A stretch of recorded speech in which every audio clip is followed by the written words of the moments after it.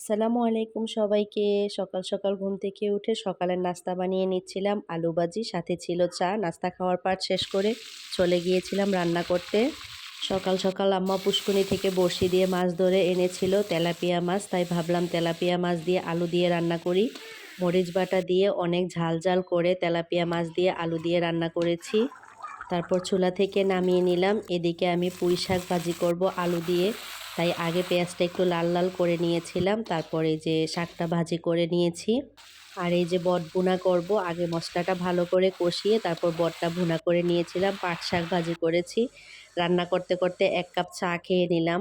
আরও রান্না করেছিলাম বরবটি দিয়ে, শুটকি দিয়ে। এদিকে অনেকগুলা পেঁয়াজও বানিয়ে নিচ্ছিলাম। আমার হাজব্যান্ড গোসল করতে যাচ্ছিল, দেখে এসে বসে বসে গরম গরম পেঁয়াজও খেয়ে নিল।